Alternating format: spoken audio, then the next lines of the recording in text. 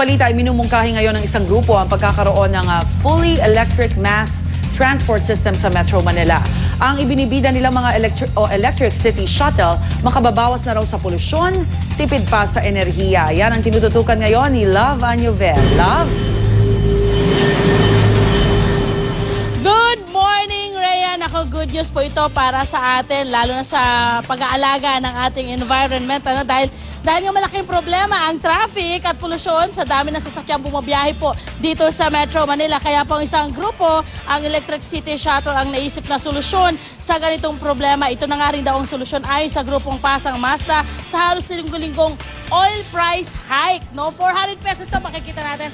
400 pesos hanggang 500 pesos lamang ang halaga ng pagpapacharge sa isang electric city shuttle na ito at maaaring makabiyahe ng 100 kilometer. Ayan, bongga. Ito pa ay 30% to 40% di hamak. Halika, pasok ka dito. Kuya, pakita mo yung mga features dito. Ayan, 100% di hamak na 30% to 40% di hamak na mas mura kung diesel po ang gagamit sa mga jeep. Ayan, tatawagin po itong Comet o City Optimized Managed Electric Transport o ang e-shuttle kapag fully operational na po ito sa taong 2014. Yan, makikita natin meron itong magaganda ang features nito dahil magkakabit daw po sila. Actually, may nakakabit na CCTV, meron din po silang LCD na pwede pong paglagyan ng mga programa at ang maganda nga rito ay cashless fare system din po ang ipatutupad nila rito. Ang kailangan lang po ng ating mga mananakay o mga pasahero ay bumili ng mga reloadable na mga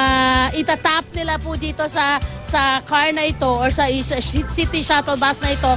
At yun na, magdedere-diretso na. Ayan, ito yun, pinakita sa akin. Ayan.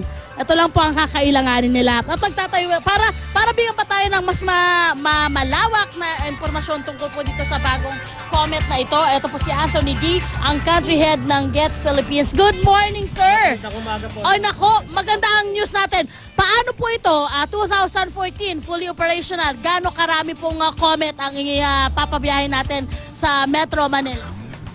Ang plano po natin sa 2014, January po, end of January, maglalabas po tayo ng 50 piraso po nito. Kasama po ang mga kaibigan po natin sa transport sector na Pasang Mazda po. Tapos po, ang balak po natin by end of 2014, makadeploy po tayo ng 4,000 nito. Ito ay sa pakikipagtulungan ng mga US investors at kayo po, no? Kaya ba ng mga kababayan natin ang presyo? Parang ang social po kasi ng itsura nitong inyong city shuttle na ito. Kasama po sa programa yung binabalak po natin na maging affordable po ito.